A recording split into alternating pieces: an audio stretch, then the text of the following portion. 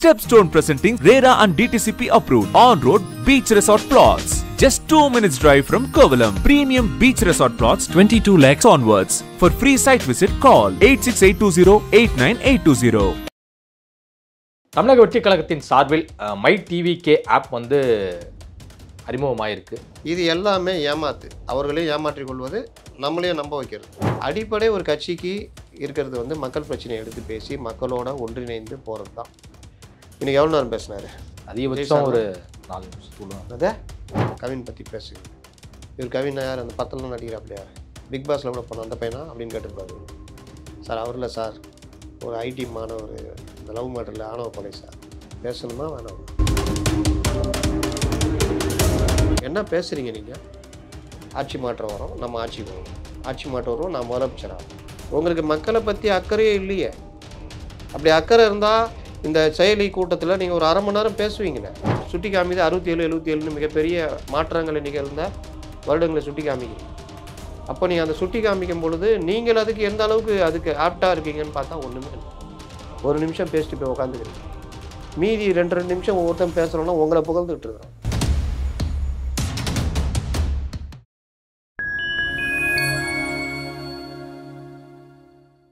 Fine time media நேயர்களுக்கு வணக்கம். நான் உங்கள் சங்கீதுகன். நம்ம சிறப்பு நிகழ்ச்சியில் நம்மோடு இணைந்திருக்கிறார் மதிப்பிற்குரிய மூத்த பத்திரிகையாளர் திரு அப்துல் முத்தலிப் அவர்கள். வணக்கம் சார். வணக்கம். எப்படி இருக்கீங்க? நல்லா இருக்கேன். தமிழக வெற்றி கழகத்தின் சார்பில் மை டிவிகே ஆப் வந்து அறிமுகமாயிருக்கு. இதனை வந்து அக்கட்சியின் தலைவர் விஜய் அவர்கள் வந்து அறிமுகப்படுத்தியிருக்கிறார் கட்சியினருக்கு. புதிதாக உறுப்பினராக சேரக்கூடியவங்க சேர்ந்துக்கலாம். ஆல்ரெடி ஒரு வெப்சைட்டில் குறிப்பிட்டு உறுப்பினராக சேர்ந்த உறுப்பினர் வந்து புதுப்பித்துக்கலாம் அப்படிங்கிற வகையில் வந்து இந்த ஆப் வந்து உருவாக்கப்பட்டிருக்கு. அதுவும் குறிப்பாக தாவேகா தரப்பில் என்ன சொல்கிறாங்க அப்படின்னா, ஏற்கனவே 1 கோடி உறுப்பினர்கள் வந்து இருக்கும். அந்த 1 கோடி உறுப்பினர்களுமே வந்து தமிழ்நாட்டினுடைய வாக்காளர்களாக இருந்தால் மட்டும்தான் உறுப்பினராக சேர முடியும். தற்போது 2 கோடி உறுப்பினர்கள் நிர்ணயிச்சிருக்கோம். நிச்சயமாக 2026 எங்களுக்கு தான் அப்படிங்கிற மாதிரி குறிப்பிட்டு வராங்க. உங்களுடைய பார்வை என்ன? விஜய் போடும் அரசியல் கணக்கு என்ன? அதுக்கு முன்னாடி ஒன்று சொல்லிடுறேன். இவர் 2 கோடி உறுப்பினர் சேர்த்துருவார். டிஎம்கே இது வரைக்கும் 1 கோடி 1.25 கோடி சேர்த்துட்டான்றாங்க. 2 கோடின்னு அவங்களும் சொல்லிட்டாங்க. 2.5 கோடி. ஓகே, அப்போ 4.5 கோடி ஆகிடுதா? 4.5 கோடி. ஏடிஎம்கே ஒரு 2 கோடி சொல்லுங்கிறாங்க. எங்கள்கிட்ட இருக்கிறாங்க, நாங்கள் பண்ணிட்டோம், எங்கள்கிட்ட. இந்த 3 கட்சியோட வாக்காளர்களே ஃபுல் ஆயிடுச்சு. 6.5 கோடி ஆச்சா? பாஜக ஒரு 1 கோடி. அப்போ சீமான் கட்சி மற்ற இது எல்லாம் சேர்த்தா 8 கோடி 10 கோடி போய் சேர்ந்துடும். சார், தமிழ்நாட்டுடைய ஜனத்தொகை 8.5 கோடி என்னமோ சார். வாக்காளர் எண்ணிக்கையே 6 கோடி 6 சில்லற. இப்போ இவங்கெல்லாம் இந்த மாதிரி பிரிச்சுக்கிட்டானா வருது. அதில் வந்து வாக்களிக்கிறவர்கள் வேறு இருக்காங்க. அப்போ 6.5 கோடி 7 கோடின்றப்போ அதுலேயும் 6.5 கோடியில் வாக்களிக்கிறவர்கள் எல்லாம் சேர்த்தா ஒரு 5 கோடின்னா அப்போ இவர்கள் சொல்கிற கணக்கு இதுன்னு. இன்னொன்று நான் அடிக்கடி சொல்கிறது தான், யார் ஓட்டு கேட்டு போனாலும் இப்போ எங்களுக்கே அந்த அனுபவம் இருக்குது. உங்களுக்கு தாங்க ஓட்டு, நல்லா பண்ணுறீங்க உண்மையிலேயே நீங்கள் வந்து அப்படின்னு தான் சொல்லுவாங்க ஜனங்க, யாராக இருந்தாலும். ஆனால் ஓட்டு போடும்போது அவங்க மனநிலை என்னவோ அதான், அதுக்கு தான் ஓட்டு போடுவாங்க. வாக்கு பெட்டிக்கு போகும்போது அங்கே என்ன மனநிலை இருக்கான்னு தெரியாது. இன்னொன்று, இவர்கள் 6.5 கோடி பேர் இவங்க எல்லாரும் மெம்பர்ஷிப் பண்ணிட்டாங்க வச்சுக்கோங்க. 6.5 கோடி பேரும் ஏதோ ஒரு கட்சி சார்ந்தெல்லாம் இருக்க போகிறதே கிடையாது. இதுதான் யதார்த்தம். யதார்த்தம் என்னென்னா, நீங்கள் 91 திமுக வாஷ் அவுட் ஆச்சு, ஏடிஎம்கே வெற்றி பெற்றுச்சு. அதுக்காக எல்லாரும் ஏடிஎம்கேல இருந்துட்டாங்க, ஏடிஎம்கே தான் விரும்பி ரெட்டையிலை அதிமுகவில் சேர்ந்துட்டாங்க அப்படின்னு. 96 ஜெயலலிதா வேணான்னு முடிவு பண்ணி திமுகவுக்கு வெற்றி கொடுத்தாங்க கூட்டணிக்கு. அப்போ எல்லாமே ஜெயலலிதாவுக்கு எதிராக இதாகிட்டாங்க. அது மனநிலை தான் முக்கியம். அந்தந்த கட்சிக்கின் வாக்குகள் இருக்கும். அதை தாண்டி ஒரு 20% மேலே அந்த சூழ்நிலைக்கு ஏற்ற மாதிரி முடிவெடுத்து வாக்களிப்பாங்க மக்கள். அதுதான் உங்களுக்கு தேர்தலுடைய வெற்றி தோல்வியை நிர்ணயிக்கும். இல்லாட்டி முடிவு கொண்டு போயிடலாமே வருஷம் இந்த இவங்களுக்கு 2 கோடிக்கு தான், 2 கோடிக்கு இதுப்பா இவங்க தான் ஜெயிப்பாங்கன்னு சொல்லிட்டு போயிடலாமே. இல்லை 2.5 கோடி வச்சுருக்க திமுக இப்போவே ஜெயிச்சிருமே. திமுக போன இதில் வாங்கின வாக்குகள் எடுத்திங்கன்னா 1 கோடியே 10 லட்சமே என்னமோ தான் நினைக்கிறேன். அப்போ 2.5 கோடி சேர்த்தா ஒரு 1.5 கோடி தாண்டி தான் ஆட்சியை பிடிச்சாங்க. ஆமாம். அப்போ 2.5 கோடி இந்த ஆட்சி பிடிச்சிடலாம்ல. இது எல்லாமே ஏமாத்து, அவர்களையும் ஏமாற்றிக் கொள்வது, நம்மளையும் நம்ப வைக்கிறது. 2 கோடிக்கு மேலே உறுப்பினருங்கன்னு அதிமுக சொல்லிக்கிட்டே இருக்காங்க. 2024 எவ்வளோ பேர்? 76 லட்சமே என்னமோ தான் பதிவாச்சுன்னு நினைக்கிறாங்க. 20% வாக்கு. அப்புறம் அதனால் வந்து 35% வாங்கியிருக்காங்க. 2 கோடின்னு கணக்கு வச்சுட்டா 76%ன்னா 35-37%. அப்போ இதை வந்து ஒரு ஹம்பக்குன்னு தெரியுதா? 1 கோடி வாக்காளர், 1 கோடி பேர் மெம்பராக வச்சுருக்க பாஜக அப்போ வாங்கினது 2.62. அப்போ எந்த மூளைக்கு அது கணக்கு போடுங்க. மிஸ்டு கால் மூலம் உறுப்பினராக சேர்த்தா அப்படிதான். இது மட்டும் என்ன அண்ணா வணங்கண்ணே அப்படின்னா திமுகலேருந்து வந்துக்கிறோம் தலைவர் தெரியும்ல பார்த்தேன்பா அதான் நான் உறுப்பினர் ஆகலான்னு அண்ணன் பேர் சொன்னேன் அப்படின்னா முடியாது போ அப்படின்னு நான் சொல்லுவார். போட்டு தோலை என்ன பண்ணுறது அப்படின்ட்டு கொடுப்பாங்க. அண்ணி பேர் சொன்னேன் வேறு யார் நான் ஓட்டு போகிற வயசில் இருக்கிறா நான் 2 பையங்கிறான் கல்யாணம் ஆயிடுச்சு வாங்கண்ணா தம்பி வாப்பா பேர் சொல்லுப்பா அண்ணா நம்பர் கொடுண்ணா எல்லோரும் நம்பரும் வேணாம் நான் ஒரு நம்பர் கொடுத்தா போதும் முடிஞ்சிச்சா. இவங்க அந்த டைமில் இவங்க யாருக்கு ஓட்டு போடுவாங்க ஒன்று விஜய் தம்பி விஜய்க்கு போகிறவனா இருப்பான். அந்த பொண்ணு வேறு யாருக்கா போகிறதா இருக்கும். ஒய்ஃபு இவங்கெல்லாம் இவர் ஸ்டாலினை பிடிக்கல நான் எடப்பாடி போடுறேன்னு இருப்பாங்க. இவர் மட்டும் திமுக இருப்பார். இல்லாட்டி இவரே ரெட்டைலைக்கு போகிறவராக இருப்பார். சரி வந்துட்டாங்களே என்ன பண்ணுறது விருந்தினர் மாதிரி தான் சரி போட்டு தொலை போ அப்படின்ட்டு தான் இது பண்ணுவாங்க. குடும்பத்தில் 5 ஓட்டு இருக்குன்னா இல்லாட்டி இவங்க என்ன நினச்சிக்குவாங்க 5 முனை போட்டிங்கன்னா ஆளுக்கு ஒரு ஓட்டு. இது இவங்களும் என்ன வட்டம்லாம் என்ன சொல்லணும்னா அந்த லோக்கலில் இருக்கிறவங்கண்ணா போடுங்கண்ணா போட்டு வைங்கண்ணா நாளைக்கு எதாவது ஒன்றா நம்ம இதுன்னு சொல்லி நான் எதாவது வாங்கி தர முடியும்ண்ணே.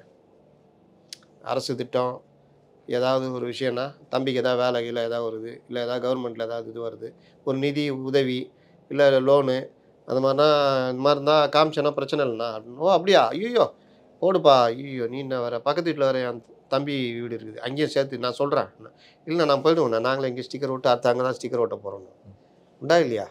அப்புறம் தேர்தல் நேரத்தில் இவங்க நினைப்பாங்க சில விட்டமின் சிக்கெல்லாம் இந்த மாதிரி இருந்தால் நம்ம திமுக உறுப்பினர் ஆகிட்டுமே நமக்கு தாராளமாக கிடைக்க போகுதுன்னு நினைப்பாங்க. இவர்களுக்கு தெரியும் யாருக்கு லோக்கலில் இருக்கிற வட்ட செயலாளர் தெரியும் இது நம்மள்கிட்ட நடிக்குது இது ஏடிஎம்கே தானே இதெல்லாம் ரெட்டையில் ஓட்டு தான் பார்த்தோன்னே கண்டுபிடிச்சிருவாங்க. ஆமாம் அது பார்த்தோன்னு இல்லை அவனுக்கு தெரியும் அவன் வீட்டில் இருக்கிறவன் பேசுறது பண்ணுறது எல்லாமே தெரியும். அதுதான் திமுக ஸ்ட்ராங்குன்றான். இந்த தெருவில் எத்தனை ஓட்டு சூரியன் ஓட்டு எத்தனை ஓட்டு ரெட்டையில் ஓட்டு எத்தனை ஓட்டு இப்படி டைலமாவில் இருக்குது அப்படின்றது தெரியும். இவங்க குழந்தைங்க தம்பிகள் போகிறாங்க அக்கா போடுங்கக்கா என்னக்கா அவங்களுக்கு மட்டுமா இப்போ நாங்களாம் இல்லையா சரி போட்டுக்கப்பா அப்படின்னு அக்கா ஸ்டிக்கர் ஓட்டிக்கிறாங்க பக்கத்தில் ஓட்டுப்பா மேலே கீழே ஓட்டுற போகிற அது ஒரு வம்பு வரும் பக்கத்தில் அவங்க வருவாங்களாப்பா ஸ்டிக்கரு அதிமுக தெரிலக்கா அவர் ஊராக பேசிக்கிட்டு போகிறார் சரி போயிட்டு வாங்க. இப்படி தான் உறுப்பினர் சேர்க்கை நடைபெறும். இதுக்கு ஒரு செயலி ஆக்சுவலாக அந்த செயலியை ஒருத்தர் உருவாக்கிட்டு அவங்கள்ட்ட போய் அணுகுனார். அதுக்கப்புறம் அதை அவர்கள் இது பண்ணிவிட்டு இப்போ கொண்டு வந்திருக்காங்க. நான் சொல்ல வர்றது அவ்வளோதான். அந்த செயலியில் டேட்டாஸ் இருக்கும் டேட்டாஸ் வச்சுட்டு ஊட்டிகிட்டு இருப்பாங்க. அடிப்படை ஒரு கட்சிக்கு இருக்கிறது வந்து மக்கள் பிரச்சனையை எடுத்து பேசி மக்களோட ஒன்றிணைந்து போகிறது தான். இன்றைக்கி எவ்வளோ நேரம் பேசினார் விஜய் சார் சொல்கிறீங்களா வேறு யார் சொல்ல புசிய சாரா கேட்பாங்க அதிகபட்சம் ஒரு 4 நிமிஷத்துக்குள்ள தான் அதே அவ்வளோதான். ஏங்க அந்த டிவியில் விஜய் இப்பொழுது பேசினார் அவர் பேசியதை நாம் மீண்டும் கேட்போம் அப்படின்றத நீங்கள் மறந்து போய் திரும்ப 4 தடவை கேட்டிருக்கீங்கன்னு நினைக்கிறேன். இல்லை சார் அதிகபட்சம் ஒரு 4 நிமிஷத்துக்குள்ள தான் இருக்குன்னு சொல்கிறேன். இருக்குன்னு நீங்கள் சொல்கிறீங்களா 4 நிமிஷத்தில் 4 தடவை போட்டுடலாம் அந்த இது அவர் பேச்சை. அப்போ எவ்வளோ நேரம் பேசியிருக்காரு டிவைடட் பை 4 1 நிமிஷம் 2.8 செகண்டு 18 நிமிஷம் பேசினவர் 1 நிமிஷம் பேசியிருக்காரு. பேச்சில் சுரத்தே இல்லை. என்னப்பா பேசலாம் நீங்கள் சொல்கிறத பார்த்தா ஆர்ப்பாட்டத்தை விட இதில் கொஞ்சம் குறைஞ்சிருச்சா பாதி அங்கே 2.18 செகண்டு ஓகே இங்கே 1.9 செகண்டு துல்லியமாக அளவிட்டுறீங்க. அவ்வளோதாங்க. நீங்கள் வேணால் போய் போட்டு பார்த்துக்குங்க. நானும் உட்காந்து ஊனி பார்த்தேன். 2வது தடவை இவங்க லைவ் போடுறாங்களா அதில் தான் கட் ஆயிருதான்ட்டு போட்டு பார்த்தேன். ஒன்றும் கிடையாது. சரி என்ன பேசுறது சார் நான் அடிக்கடி ஒரு மேட்டர் சொன்னேன் 67 ஃபஸ்ட் டைம் அவங்க வந்தாங்க 77 எம்ஜிஆர் வந்தார் அந்த மாதிரி ஒரு மாற்றம் கொண்டு வருவோம் அப்படி பேசிடலாம் சார் அதே பேசிடலாமா ரைட்டு அவ்வளோதான் வேறு எதுவுமே இல்லை.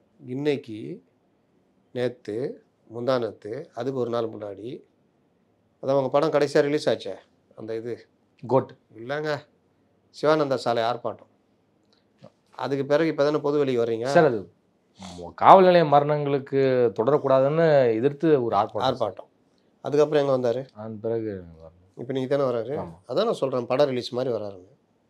அன்றைக்கி அங்கே வந்தார் இன்னைக்கு இங்கே வராரு. அப்போது இன்னைக்கு வராருன்னா நடுவில் எவ்வளோ சம்பவங்கள் நடந்து போச்சு. நீங்கள் டெய்லி வர முடியல.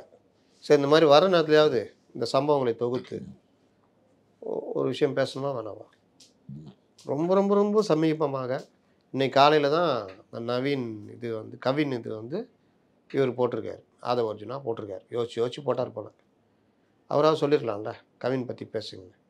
இவர் கவின் யார் அந்த படத்துலலாம் நடிக்கிறாப்லையா பிக் பாஸில் கூட போனோம் அந்த பையனா அப்படின்னு கேட்டிருப்பார் இவர்.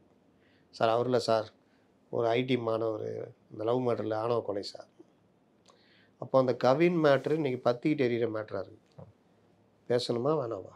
இந்த வியாபாரிகளுக்கு 1000 ரூபா அந்த உரிமை தொகை 1000 ரூபான்னு கொடுக்குறாங்க. ஆனால் சிறு சிறு வியாபாரம் பண்ணுறாங்கல்ல, பூக்கடை, பொட்டி கடை, பழ வியாபாரம், சலூன் கடை, இந்த மாதிரி வச்சு அவங்க எல்லாருக்கும் இப்போ உரிமை தொகை கட்டணும்னு கிராமத்துலேயும் கொண்டு வந்துட்டாங்க.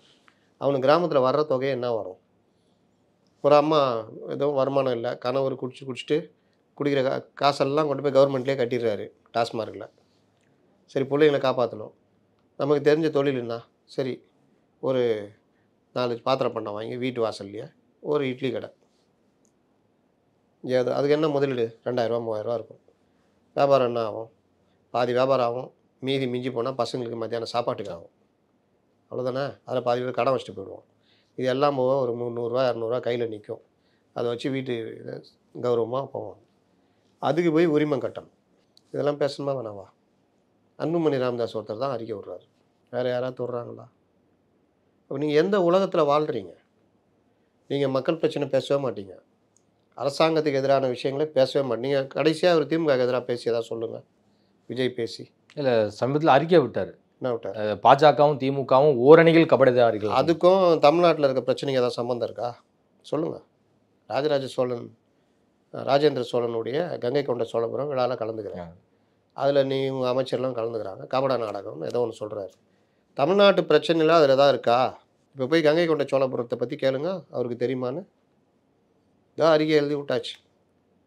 அப்போது தமிழ்நாட்டு பிரச்சனையை நான் கேட்குறது, தமிழ்நாட்டு அரசில் மக்களுக்கு எதிரான பிரச்சனை என்ன பேசியிருக்கார் சமீபத்தில்? பரந்தூர் போய் பேசினதுக்கு பிறகு 1 வருஷம் ஆயிருக்குன்னு நினைக்கிறேன். பரந்தூர் 6 மாதம் மேலே ஆயிடுச்சு. வேறு என்ன பேசியிருக்காரு சொல்லுங்கள்? என்ன பேசியிருக்காரு? அதான் பேசியிருக்காரா? இதெல்லாம் பேசாமல் எப்படிங்க நீங்கள் ஒரு கட்சிக்கு தலைவராக இருக்க முடியும்? ஒரு அரசியல் கட்சி எப்படி அடுத்து எப்படிங்க நீங்கள் முதலமைச்சர் ஆக முடியும்? எப்படி ஆக முடியும்? ஜனங்களை பற்றி நீங்கள் என்னை கவலைப்படுறீங்க? இல்லை, அண்ணா சொல்வது போல் மக்களிடம் செல், மக்களிடம் கேள், அதை மக்களுக்கே திருப்பிச் செய் அப்படின்னு சொல்றாரு. அப்போ செப்டம்பர் உயர்ந்த தத்துவத்தை சொல்றாரு. செப்டம்பர் மாதம் அது மட்டும் இல்லாமல் 1967, 77 போல நிச்சயம் பெரும் மாற்றம் 2026 இருக்கு. செப்டம்பர் மாதத்தில் போயிட்டு மக்கள்கிட்ட சென்று மக்கள் கூப்பிட்டு இந்த பிரச்சனைலாம் இருக்குன்னு சொன்னோன்னா கற்றுக்கிட்டு அதுக்கப்புறம் மே மாதத்துக்கு அப்புறம் அறிமுகப்படுத்துவாரா? மே மாதம் முடியுதான். அண்ணா சொன்னது லெனின் சொன்னது, அதே அண்ணா மேற்கோள் காட்டுவார். லெனின் சொன்னது தான் இது. ஒரு பெரிய பிரபலமான வாசகம். மக்களிடம் கற்றுக்கொள், மக்களுக்கு கற்றுக்கொடுன்னு சொன்னார். அதே அண்ணா சொன்னது வந்து எம்ஜிஆருக்கு ஒரு வாசகமாக சொல்லியிருப்பார். அவர் சிகிச்சைக்கு போகிறதுக்கு முன்னாடி எம்ஜிஆர் அண்ணாவுக்கு ஒரு கடிதம் எழுதும் போது அது சொல்லுவார். மக்களிடம் செல், மக்களிடம் கற்றுக்கொள், மக்களுக்கு கற்றுக்கொள், மக்களுக்கு சேவை செய்யுன்னு சொல்லிட்டு அதை எம்ஜிஆர் ஃப்ரேம் பண்ணி இன்றைக்கி அது எம்ஜிஆருடைய இது இருக்குல்ல, டி நகர் ஆஃபீஸ், அதில் எம்ஜிஆருக்குன்னு ஒரு ரூம் இருக்குது. அந்த ரூமில் அந்த ஃபோட்டோ இருக்கும். அண்ணா சொன்னதை ஃப்ரேம் பண்ணி மாட்டியிருப்பார். இதை சொன்ன அண்ணா மக்களிடம் இருந்து கொண்டே சொன்னார். அதை கடைபிடித்த எம்ஜிஆரும் மக்களிடம் இருந்து கொண்டே அதை கடைபிடித்தார். கரெக்டாக? மக்களை விட்டு ஒரு நாளாவது விலகி இருந்திருக்காங்களா இவங்க 2 பேரும்? இல்லை, தினம் தினம் மக்களோடையே தான் இருந்தாங்க. எம்ஜிஆர் யார்? டெய்லி குறைஞ்சது ஒரு 120 மனுக்களாவது வந்துடும். ஐயோ, இவர் வந்து பெரிய தலைவர், பெரிய நடிகர், போனால் இதுன்றீங்க. எம்ஜிஆருக்கு முன்னாடி நீங்களாம் வர முடியுமா? எம்ஜிஆர் எவ்வளோ பெரிய நடிகர், எவ்வளோ பெரிய புகழ் இருந்தது. இன்றைக்காவது உங்களெல்லாம் எங்கெங்கே பார்த்துடலாம், ஏதாவது ட்விட்டரில் பார்க்குறான். அந்த காலத்தில் அதெல்லாம் கிடையவே கிடையாது. பொது நிகழ்ச்சி வந்தால் தான் பார்க்க முடியும். எம்ஜிஆர் போகாத பொது நிகழ்ச்சி உண்டா? விஜய் அவர்கள் மிகப்பெரிய ஒரு கரிஷ்மேட்டிக் லீடர் அப்படின்னு சொல்கிறாங்க. அதெல்லாம் அப்புறம் வாரம் தள்ளி வைங்க, அதெல்லாம் பார்த்துக்கலாம். அப்போ நீங்கள் வந்து இந்த மக்களிடம் செல், மக்களிடம் இது பண்ணுறது, மக்களிடம் செல்லாமலே அந்த தத்துவத்தை சொல்லிகிட்டு இருக்கிறீங்க. யாருக்கு சொல்கிறீங்கன்னா, இந்த செயலியை கொடுத்து அனுப்புறீங்க பாருங்கள், அப்பாவி தொண்டர்கள், உங்களுடைய தொண்டர்கள், அவர்கள்ட்ட சொல்கிறீங்க. அவங்க பாவம் எடுத்துக்கிட்டு அவனுடைய சொந்த காசை செலவு பண்ணி, சேமிப்பு இருந்தால் ஏதாவது செலவு பண்ணி, இல்லை வீட்டில் ஏதாவது இருந்தால் அதை எடுத்து கொண்டு வந்து போட்டு இந்த போய் செயலியை கொண்டு போய் வீடு வீடாக போய் சேர்க்க போகிறான். அன்றைக்கி அந்த மாதிரி போகிற நேரங்களெல்லாம் அவனுடைய வேலை வருமானத்தை இழக்க போகிறான். ஆனால் அவன்லாம் யாருக்கு செய்கிறான்னா, விஜய்ன்ற அபிமானத்தில் நமக்கு தலைவர் வருவார், நாட்டுக்கு நல்லது செய்வார்னு. நீங்கள் உட்காந்துட்டு என்ன பண்ணுறீங்க? அந்த இளைஞர்களுக்கு, அந்த மக்களுக்கு, அந்த இளைஞரோட இளைஞராக இருக்கிற கவின் போன்றவர்களுக்கு ஒரு தலித் இளைஞன் கொல்லப்பட்டது, ஜாதிய ஆணவ கொலையினால் கொல்லப்படுறது பற்றி கூட நீங்கள் பேச மாட்டேங்கிறீங்க. உங்களில் ஒருத்தர் வந்து நான் கவின் விஜய் ரசிகராக கூட இருந்திருக்கலாம், உண்டா இல்லையா? அப்போது அந்த உங்கள்கிட்ட இருக்கிற லட்சக்கணக்கான ரசிகர்களில் தலித் இளைஞர்கள் தான் அதிகமாக இருப்பாங்க. அப்படிப்பட்ட ஒரு தலித் இளைஞன் ஒரு கிராமத்தில் படித்து வாழ்க்கையில் எவ்வளோ கனவுகளோடு படித்து பெரிய வேலையில் அமர்ந்து அவங்க குடும்பம் யோசிச்சு பாருங்க, எவ்வளோ கனவுகளோடு வந்திருப்பாங்க. அந்த பையனுக்கு ஒரு திருமணம் செஞ்சு வச்சு ஒரு இது பண்ணணும், ஒரு செகண்டில் முடிச்சு விட்டாங்கல்ல. ஜாதி ஒன்று தானே, வேறு என்ன இருக்குது? அப்போ அந்த மாதிரி ஒரு விவகாரத்து மேலே உங்களுக்கு கோபமே வரலல்ல.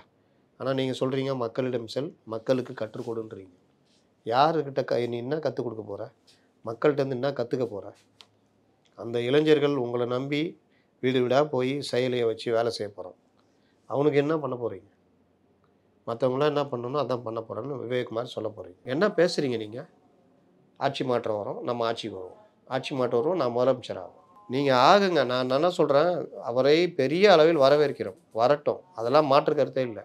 ஆனால் உங்கள் பாதையும் உங்களுடைய பயணமும் எப்படி இருக்குன்றதான் விமர்சனம். இதை இவங்க தப்பாக புரிஞ்சுக்கிறாங்க, இவங்களுக்கு எதிரானவர்கள் அதுன்னு. அது இல்லை.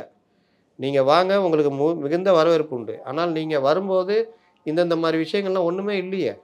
உங்களுக்கு மக்களை பற்றி அக்கறையே இல்லையே.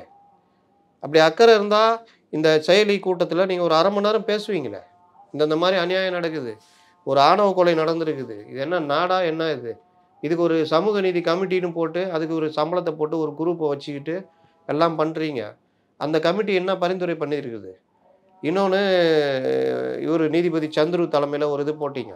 இதெல்லாம் எதை கற்றுத்தருகிறது மாணவர்களுக்கு?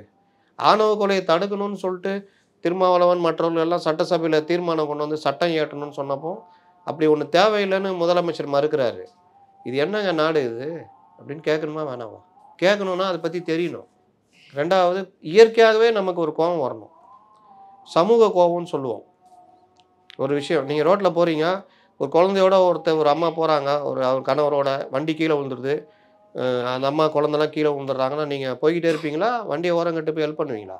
ஹெல்ப் பண்ணும். அதுதான் சமூகத்து மேலே உள்ள அக்கறை, இயற்கையாக இருக்கிற மனிதாபிமானம். டப்புன்னு வண்டியை ஓரம் கட்டிட்டு ஓடி போய் முதல்ல குழந்தைய தூக்குவீங்க. இன்னும் சில பேர் என்ன பண்ணுவாங்க, சதறி ஃபோனுக்குன்னு பார்த்து பர்ஸு கிர்ஸு இருந்தால் எல்லாத்தையும் எடுத்து ஒரு பையில் போட்டு அம்மா அப்படிங்கமான்ட்டு இது பண்ணுவாங்க. ஒருத்தர் அந்த அம்மாவை தூக்கி ஓரம் வைக்கார், ஒருத்தர் தண்ணி கொண்டு வந்து தருவார், ஒருத்தர் அவரை தூக்கி ஓரம் வைக்க வச்சு ஏதாவது அடி, ஒருத்தர் வண்டியை எடுத்துகிட்டு போய் ஓரமாக விட்டு இது பண்ணிட்டு சாவியை கொண்டு வந்து கொடுப்பாரு, இன்னொருத்தர் டாக்டர்கிட்ட இருக்குது ஆம்புலன்ஸை ஃபோன் பண்ணுவோம். நடக்குமா? நடக்காது. நடக்கணும். இது எல்லாத்தையும் பண்ணாமல் ஒருத்தர் செல்ஃபோனில் வீடியோ எடுத்துக்கிட்டு இல்லாட்டி அப்படியே கடந்து போகிறான்னா அவன் மனுஷனாக மதிப்பீங்களா? அவனை எப்படி பார்ப்பீங்க? இன்றைக்கி அந்த மாதிரி பார்வை தானே இருக்குது. நீங்கள் உங்களுக்கு பேசுறதுக்கே சப்ஜெக்ட் இல்லையா? தமிழ்நாடு நல்லா இருக்கான்னு கேட்குறேன். தமிழக அரசுக்கு எதிராக எந்த பிரச்சனையுமே இல்லையா உங்களுக்கு பேசுறதுக்குன்னு கேட்குறேன். ஒரு அரசியல் கட்சியாக தானே தொடங்கியிருக்கேன், சினிமா ஷூட்டிங் ஒன்றும் நடத்தலையே. அப்படி நம்ம கேட்டோன்னா சொல்லலாம், சினிமா ஷூட்டிங் நடக்குதுங்க, அவரை போய் பேச சொல்கிறீங்கன்னு. நீங்கள் ஒரு பெரிய பயணத்துக்கு நீங்கள் சுட்டி காமிது 67, 77ன்னு மிகப்பெரிய மாற்றங்களை நிகழ்ந்த வருடங்களை சுட்டி காமிக்கிறீங்க. அப்போ நீங்கள் அந்த சுட்டி காமிக்கும் பொழுது நீங்கள் அதுக்கு எந்த அளவுக்கு அதுக்கு ஆப்டாக இருக்கீங்கன்னு பார்த்தா ஒன்றுமே இல்லை. ஒரு நிமிஷம் பேசிட்டு போய் உட்காந்துக்கிறீங்க, மீதி 2 நிமிஷம் ஒவ்வொருத்தன் பேசுகிறோன்னா உங்களை புகழ்ந்துட்டு இருக்கிறோம். யாருமே அரசியல், தமிழக அரசியலை பற்றியோ இன்றைக்கி நடப்பு நிகழ்வு பற்றி யாருமே பேசலை. அப்போ உங்கள் மாவட்ட செயலாளர்கள் ஒரு 130 பேர், 150 பேர், 200 பேர் உட்கார வச்சு, மற்ற நிர்வாகிகள்னு உட்கார வச்சுட்டு ஒன்றுமே பேசாமல் அனுப்பிச்சி வைக்கிறீங்க. அவர்கள் வெளியில் போய் என்ன பேசுவாங்க? ஒருத்தர் ஒரு படத்தில் கொடுப்பாரு, இந்த பேப்பரு அதில் ஒன்றும் இல்லை கீழே போட்டுருந்துவார். அந்த மாதிரி என்ன இருக்குது? என்ன பேசுகிறீங்க? இதில் 67 எழுத்துனா சொன்னீங்க, 67 நடந்த மாற்றம் போல் 77. 67 எப்படி வந்தார்? அண்ணா வந்தோடனே ஜெயிச்சிட்டாரா? இல்லை. 66ஆம் ஆண்டு கட்சி ஆரம்பித்து இவங்கள மாதிரி இல்லை, 18 வருஷம் போராடினாரு, உழைச்சார். 49 ஆமாம் கட்சி ஆரம்பித்து 52 முதல் பொது தேர்தல் நாடு முழுவதும், அதில் இவங்க நிற்கல, திமுக போட்டி போட்டி மற்றவர்களுக்கு ஆதரவு கொடுத்தாங்க. 57ல் 2வது பொது தேர்தல், அப்போல்லாம் ஒரே நாடு ஒரே தேர்தல் மாதிரி தான். அந்த தேர்தலில் இவர்களுக்கு சின்னமே கிடைக்கல, பொது சின்னம். ஒருத்தருக்கு உதயசூரியன், ஒருத்தருக்கு ரெட்டைப்புறா, ஒருத்தருக்கு சேவல், ஒருத்தருக்கு சைக்கிள், இப்படி தான் சுயேட்சை சின்னம் மாதிரி தான். அதுலேயே அண்ணாலேருந்து எல்லோரும் தோத்துட்டாங்க. 15 பேர் மட்டும் ஜெயித்தாங்க. அதுக்கு பிறகு அவர்கள் ஒர்க் பண்ணிகிட்டே இருக்காங்க, தோற்று போனாலும் ஒர்க் பண்ணுறாங்க. 52லேருந்து 57 வரைக்குமே ஒர்க் பண்ணுறாங்க, 5 வருஷம். 57லேருந்து 62 வரைக்கும் 15 எம்எல்ஏ வச்சுட்டு ஒர்க் பண்ணுறாங்க, எல்லாம் பண்ணுறாங்க. 62ல் 50 எம்எல்ஏ 50 எம்எல்ஏ, அதுவும் பெரிய ரொம்ப கஷ்டப்பட்டு தான் வருது. அன்றைக்கி தான் எம்ஜிஆர் எல்லாமே முதல் எம்எல்ஏ ஆகிறாங்க, மற்றவங்களாம் வராங்க, எஸ்எஸ்ஆர்லேருந்து எல்லாம். அதற்கு பிறகு 67 தேர்தலில் தான் ஜெயிக்கிறாங்க. இந்த நீண்ட நெடிய பயணம் 49 to 67 சாதாரண பயணமா அது? 67 கூட இவங்க ஜெயிச்சிருப்பாங்களான்னு பார்த்தா வாய்ப்பு வந்து காங்கிரஸே இவங்களுக்கு உருவாக்கி கொடுத்துச்சு. காமராஜர் 63ல் அந்த அவர் காமராஜர் திட்டம் கேட் பிளானோ ஏதோ கொண்டு வந்து அவர் கட்சியை கவனிக்க போட்டார். கட்சியை கவனிக்கிறதுக்கு மத்திய இதில் போயிடுறாரு. அப்புறம் இந்தி எதிர்ப்பு போராட்டத்தை திமுக கையில் எடுத்துக்கிறாங்க. எம்ஜிஆர் சுட பறகிறார். அரிசி பஞ்சம் வருது, 3 படி இலட்சியம் 1 படி நிச்சயம்னு வாக்குறுதியெல்லாம் கொடுக்குறாரு. அண்ணாவுடைய பேச்சு, பல தலைவருடைய பேச்சு, எல்லாத்துக்கும் மேலே கூட்டணி. சுதந்திரா கட்சி கூடயே கூட்டணி. இன்றைக்கி சொல்கிறாங்களா பாஜகன்னு, அது மாதிரி குலக்கல்வி கொண்டு வந்த ராஜாஜி கூடயே கூட்டணி. இது எல்லாத்தையும் வச்சு தான் ஜெயிக்கிறீங்க. இதெல்லாம் உங்களுக்கு நடக்குதா? கூட்டணி இல்லைன்னா அன்றைக்கி திமுக ஜெயிச்சிருக்காது. ஏன்னா பர்சன்டேஜ் பார்த்தீங்கன்னா காங்கிரஸ் ஜாஸ்தி. இல்லை ஓபிஎஸ் இந்த முறை பக்கம் சாய்வார் அப்படிங்கிற மாதிரி ஒரு பேச்செலாம். ஓபிஎஸ் 20% வச்சுருக்காரா கட்சி வச்சு? அவர் பிள்ளைய அவர் ஓட்டு போட மாட்டார். ஓபிஎஸ்ஸை வச்சுட்டு இன்னும் உருட்டுறாங்கன்னா வேறு வேலை இல்லை அவங்களுக்கு தான் அர்த்தம். அவரை விட்டுருங்க. அப்புறம் என்ன சொன்னேன், 77 எம்ஜிஆர் எப்போ கட்சி ஆரம்பித்தார்? 72ல். 72ல் எம்ஜிஆர் கூட யார் இருந்தா? ஒரு நாவலர் நெடுஞ்செழியன். அவர் அப்போ இல்லை பிற்பாடு வந்தாங்க. மற்றவங்களாம் இருந்தாங்க. பண்ருட்டி ராமச்சந்திரன், அவர் இவர் காளிமுத்து, மதியழகன், காளிமுத்து, பண்ருட்டி ராமச்சந்திரன், அப்புறம் இளைய தலைவர் இன்னைக்கு இருக்கிற எஸ்டி சோமசுந்தரம், எஸ்டி சோமசுந்தரம் மாதிரி. இதில் ஒரு 12-13 எம்எல்ஏக்கள் இருந்தாங்க தெரியுமா? அப்போல்லாம் கட்சி தலைவர் சட்டம்லாம் கிடையாது. 12-13 எம்எல்ஏக்கள் இருந்தாங்க. எம்ஜிஆர் ஒரு எம்எல்ஏ தான். இது இல்லாமல் இடைத்தேர்தலில் ஜெயிச்சார். 3 இடைத்தேர்தலில் ஜெயிச்சார். இவ்வளோ பண்ண எம்ஜிஆர் ஒர்க் பண்ணிகிட்டே இருந்தார். மக்களோட சொல்கிறாங்கல்ல, மக்களிடம் செல், அதெல்லாம் பண்ணிகிட்டே இருந்தார். 57லேருந்தே ஒரு பிரச்சாரத்தில் திமுக எங்கிட்டு இருந்த அந்த ஒரு அனுபவம் இல்லை. நீங்கள் சொல்கிறீங்களா கட்சி ஆரம்பித்து வந்துட்டாங்கன்றீங்களா? எப்படி வந்தாங்கன்றதுக்கு சொல்கிறேன். 8 படம் நடித்தார். அப்போ 77ல் 4 முனை போட்டி. ஜனதா கட்சியெலாம் வாக்குகளை பிரிக்குது. 16% வாங்குறாங்க ஜனதா கட்சி. இதெல்லாம் சேர்ந்து எம்ஜிஆர் ஜெயிக்கிறார். இங்கே உங்களுக்கு அப்படியா நடக்குது? இன்றைக்கி 4 முனை போட்டி இருக்குது. அதில் 2 கட்சிகள் பிரதான கட்சிகள் பெரிய அளவில் இது வச்சுருக்காங்க. நீங்கள் குறிப்பிட்ட சதவீத வாக்குகள் வாங்குவீங்க. நீங்கள் ஜெயிப்பீங்கன்னு எந்த நம்பிக்கையில் இருக்கீங்க? இன்றைக்கி திமுகவோ அதிமுகவோ கூட தனியாக நின்று ஜெயிக்க முடியுமா? வாய்ப்பே கிடையாது. அப்போ நீங்கள் புதுசாக கட்சி ஆரம்பிச்சுட்டு தனியாக நின்று எப்படி ஜெயிக்க முடியும்? அதனால் இது எல்லாமே இவர்கள் இன்னும் பேச்சிலையும் ஒரு சுரத்தில்லை. ஒரு பூஸ்ட் ஏற்றி அனுப்பணும்ல. தலைவன் பூஸ்ட் ஏற்றினா தான் தொண்டை இன்னும் பூஸ்ட்டாக போவோம். இங்கே ஒன்றுமே இல்லை. அவருக்கே பூஸ்ட் கொடுக்குற மாதிரி தான் பேசிகிட்டு இருக்காரு. வழக்கமாக பேசுவார்ல, அது கூட இல்லை. இன்றைக்கி பார்த்தீங்களா, சோர்வான ஒரு பேச்சுன்ற மாதிரி தான். அதனால் பேரணிகள் தமிழ்நாடு அப்படிங்கிற ஒரு பிரச்சாரத்தை முன்னெடுப்பதன் மூலம் இது வந்து விஜய்க்கு மிகப்பெரிய அளவில் பலன் அளிக்குமா? ஏற்கனவே ஓரணிகள் தமிழ்நாடுன்னு திமுக போயிருக்காங்க. தமிழ்நாடு ஓரணிகள் தமிழ்நாடு, என்ன தமிழ்நாடு, வெற்றி பேரணிகள் தமிழ்நாடு. அப்போ அது மாற்றிட்டாங்களா? மக்கள் விரும்பும் முதல்வர் வேட்பாளர் விஜய். இல்லை, இந்த உறுப்பினர் சேர்க்கைக்கு ஒன்னொன்னுக்கும் இது வெற்றி பேரணியில் தமிழ்நாடு அதை அவர்கள் பண்ணுவாங்க. அந்த இளைஞர்கள் போய் வீடு வீடாக பண்ணுவாங்க. நான் சொன்னேன்ல, திமுக காப்படிச்சிட்டாங்க அப்படின்னு சொல்லிட்டு திமுக தரப்பில் வந்து சொல்லப்பட்டு இருக்கேன் இந்த உறுப்பினர் சேர்க்கையை ஒட்டி. ஏங்க உறுப்பினர் சேர்க்கைன்னு முதல்ல கொண்டு வந்தது தாவேகா தாங்க. இவங்க சேர்க்க போகிறதுல இவங்களுடைய இந்த லேட்டு இந்த இதெல்லாம் அவங்க டக்குன்னு அவங்க தகவல் போய்டும்ல. அவங்க தான் பயங்கரமாக ஏகப்பட்ட ஸ்லீப்பர்ஸ் எழுதுகிறாங்க தாவேகாக்குள்ளே. அது அவங்களுக்கே தெரியாது. அதனால் அந்த விஷயங்கள்லாம் போகும்ல, அதை அவங்க முந்திக்கிட்டு அறிவிச்சிட்டாங்க. கமல்ஹாசன் 1500 கொடுக்குறேன்னார்ல மகளிர் உரிமை தொகை. மகளிர் உரிமை தொகை பற்றி யார் பேசுனது? மக்கள் மையம். அதை யார் முந்திக்கிட்டு அறிவிச்சது? திமுக. கமல்ஹாசன் கோச்சிங் இருந்தார், ஞாபகம் இருக்குதா? இப்போ கோச்சிக்கு தேவையில்ல, அங்கேயே இருக்கிறாரு. அதனால் ரெண்டும் ஒன்றாயிடுச்சு. இந்த மாதிரி வேலை தான் அவங்க பண்ணாங்க. அதனால் காப்பி அடித்ததெல்லாம் வந்து சும்மா அதெல்லாம் போய் தாவேகாக்கு தான் அது சேரும் அந்த பெருமை. இன்னொன்று, இந்த உறுப்பினர் சேர்க்கெல்லாம் வச்சுக்கிட்டுலாம் ஒன்றும் பண்ண முடியாதுங்க. நான் சொன்ன மாதிரி அது அப்படி ஒரு செயல்பாடு, அவ்வளோதான். இதுவரை உங்கள் பல்வேறு கருத்துக்களோட பண்ணுங்க. Correct sir.